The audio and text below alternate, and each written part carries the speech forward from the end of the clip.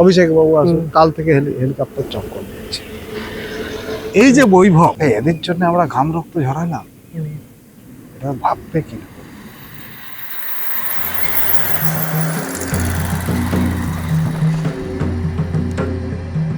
যৌথ বাহিনী, পুলিশি সন্ত্রাস বিরোধী জনসাধারণের কমিটি, গামছায় ঢাকা মুখ, বিদ্রোহের জঙ্গলমহল। লালগড়ের সেই আগুন নিভেছে বছর 15-র বেশি হলো। আলুর খেতে ফিরে গিয়েছেন সেদিনের লালগড় আন্দোলনের পোস্টার বয় ছত্রধর মাহাতো।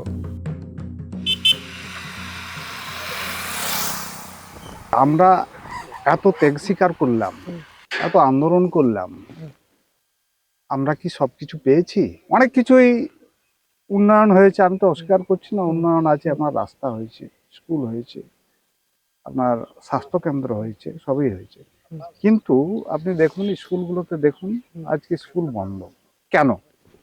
শিক্ষক নাই। এমনকি এই যে লালগড় স্বাস্থ্য কেন্দ্র, যেটা রাত্রেবেলা আপনার কোনো ডাক্তার কোনো রকম চিকিৎসা পাবেন না রাত্রেবেলা।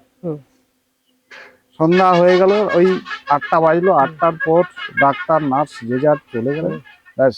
আর তা নাহলে তারা বেশিরভাগ সময় এখানে না রেফার রেফার ইত্যাদি। তাহলে আমরা এখানে হসপিটালটা কিসের জন্য? এখানে উন্নয়নের নামে লুট হচ্ছে, এক কথায় সত্যি কথা বলছি আমি। এটা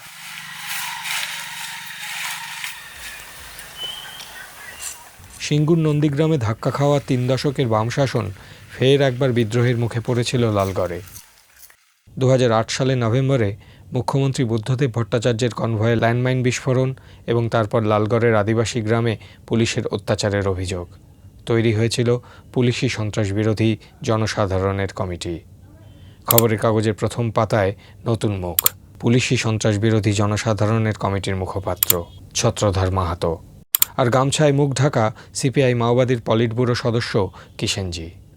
2008 থেকে 2011 শিরোনাম দখল করে রেখেছিল মাওবাদী স্কোয়াডের সঙ্গে যৌথ বাহিনীর লড়াই। জনসাধারণের কমিটির নেপথ্যেও মাওবাদী মদত রয়েছে বলে অভিযোগ উঠেছিল।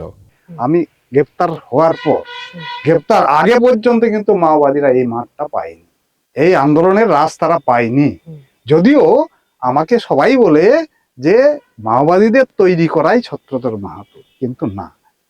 লালগড় আন্দোলনের সময় বুদ্ধদেবের পুলিশের বিরুদ্ধে সরব হয়েছিলেন সেদিনের বিরোধী নেত্রী মমতা বন্দ্যোপাধ্যায়। তাকে মুখ্যমন্ত্রী হিসেবে দেখতে চান বলে হইচই ফেলে দিয়েছিলেন মাওবাদী নেতা কিষেনজি। 2011 সালে তৃণমূল সরকার তৈরি হওয়ার 6 মাসের মধ্যেই যৌথ বাহিনীর গুলিতে মারা যান কিষেনজি। 2021 সালে জেল থেকে বেরিয়ে তৃণমূলে যোগ দেন ছত্রধর। শ্রী নিয়তি মাহাতো এখন তৃণমূলের জেলা স্তরের নেত্রী।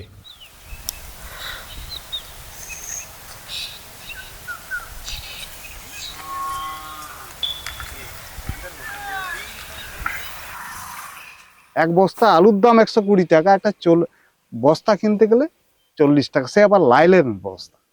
কি ক্রাইসিস! সরকার উদাসীন। আজকে এই আলু চাষিদের যে অবস্থা, তাতে করে অভাবী বিক্রি, মানে কোনো বিক্রি করার কোনো জায়গা নেই।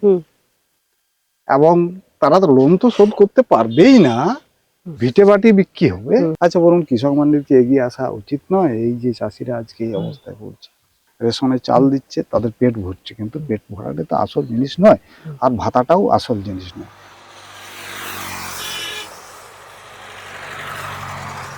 2008 সাল, এই লালগড় ব্রিজেই একটা সময় ছিল যেখানে প্রশাসনিক আধিকারিকরা প্রবেশ করতে পারতেন না। এই ব্রিজই হয়ে উঠেছিল গণ আন্দোলনের এক অন্যতম প্রতীক। লালগড় আন্দোলনের সময় পুলিশি অভিযান আটকাতে কাঁসাই নদীর উপরের কাঠের সেতু পুড়িয়ে দেওয়া হয়।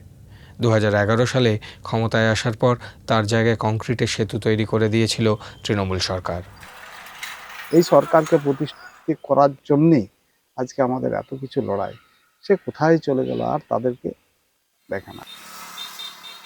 8-9 সাল থেকে বা তারও আগে থেকে অনেকেই আছে লড়াই করেছে, যাদের ফ্যামিলির একাধিক লোক শহীদ হয়েছে, এমনও আছে, তারা সুযোগ পেল না।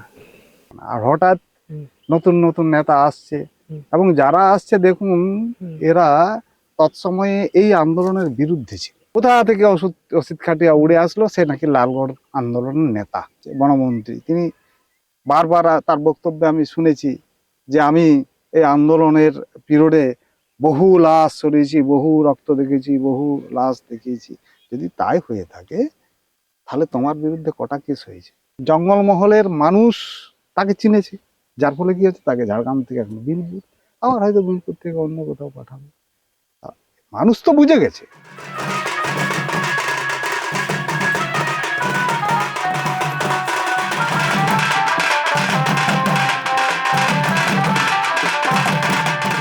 জঙ্গল বাসিন্দা হিসেবে আমরা এক কথায় ভালো আছি, এটুকু বলতে পারি। উন্নয়ন খুব একটা হয়নি। কাজ মোটামুটি সবাই করছে, কেউ না বলবো না কারো যে কেউ কাজ করছে না করেন। স্কুলে হয়তো মাস্টারটা কম, শিক্ষা বিল্ডিং আছে, ডাক্তার কম। তো এখানে আগের থেকে পড়াশোনা অনেক ভালো হচ্ছে, এখন পড়াশোনা মোট ভালোই হচ্ছে আর কি। ঝাড়গ্রাম বিধানসভার মধ্যেই লালগড়। যে বনমন্ত্রীকে কটাক্ষ করছেন ছত্রধর, সেই বীরবাহা হাঁসদা 2021-এ এই ঝাড়গ্রাম বিধানসভা থেকে জিতেই বনমন্ত্রী হয়েছিলেন। এবারও ভোটের লড়াইয়ে আছেন। কেন্দ্র বদলে এবার তিনি বিনপুরের প্রার্থী। পশ্চিমবঙ্গে সব থেকে ভালো আদিবাসীরা আছে সেটা গ্যারেন্টির সাথে আমি বলতে পারি, কারণ এখানে আদিবাসীদের নিজস্ব সংস্কৃতি নিয়ে বাঁচতে পারে, নিজস্ব ভাষায় কথা বলতে পারে, অলচিকি নিয়ে পড়তে পারে। সেই জায়গা থেকে আদিবাসী সম্প্রদায়ের মানুষ তো অবশ্যই তৃণমূলের পাশেই আছে। মমতা বন্দ্যোপাধ্যায় বলেছিলেন জঙ্গলমহল হাসছে। আপনার আজকের দিনে দাঁড়িয়ে কি মনে হচ্ছে 2026 জঙ্গলমহল হাসছে? দেখুন, আমি একটা সময় জঙ্গলমহলের কথা আপনারা বলেছেন, দেখেছেন, কিন্তু আজকে আপনি নিজে ঝাড়গ্রামে এসেছেন, চারদিকটা ঘুরছেন, আপনি নিজে ফিল করতে পারবেন। সেটা কলকাতা থেকে যারা আসেন, এখন শনি রবিবার দিন ঝাড়গ্রামের কোনো হোটেলে আপনি জায়গা পাবেন না আগে থেকে যদি বুকিং না থাকে। তো সেখান থেকে পরিষ্কার হয়ে যায় যে জঙ্গলমহল হাসছে কি করছে। উনি মোটামুটি কাজ পেয়েছেন বা কর্মসংস্থান। হ্যাঁ, দেখুন, কাজের ক্ষেত্রে আমি বলি একবারে তো সবকিছু হয় না। আমরা যদি রাজ্যের দিকে শুধু তাকিয়ে থাকি তেমন না। যারা বিজেপি সবসময় রাজ্যের দিকে আঙুল তুলছে, কিন্তু আমরা যদি কেন্দ্রের দিকে তাকাই, আপনি বলুন তো কেন্দ্রে কটা সার্ভিস দিয়েছে এখনো পর্যন্ত? তো কেন্দ্র খালি হয়ে গেছে। কেন্দ্রের সেই খালি হওয়া জায়গাটাকে ঘুরিয়ে দেওয়ার জন্য বিজেপি শুধু রাজ্যের দিকে আঙুল তোলে। তো আমি সেই জায়গা থেকে বলবো অবশ্যই আগামী দিন কর্মসংস্থান বিভিন্নভাবে যেটা করানোর যে দায়িত্ব সেটা আমাদের তরফ থেকে আমরাও চেষ্টা করছি। তৃণমূলের আদিবাসী জনপ্রতিনিধি বলছেন জনজাতি উন্নয়ন হয়েছে পশ্চিমবঙ্গে, আর লালগড়ের জনজাতি বিদ্রোহের নেতা বলছেন এ লুটের উন্নয়ন। ভোট আসছে, সেদিনে লালগড় আন্দোলনের পাশে দাঁড়ানো মমতা বন্দ্যোপাধ্যায় আছেন। সেদিনে সেই সিপিএম আজ শূন্য হয়েছে। মাওবাদীরা জঙ্গলমহল ছেড়েছেন বহুদিন হলো। গণ আন্দোলন, ভোটের রাজনীতি ছেড়ে আলু চাষে মন দিয়েছেন ছত্রধর। আর এসবের মাঝেই হুলের মাটিতে ফের একটা ভোট আসছে।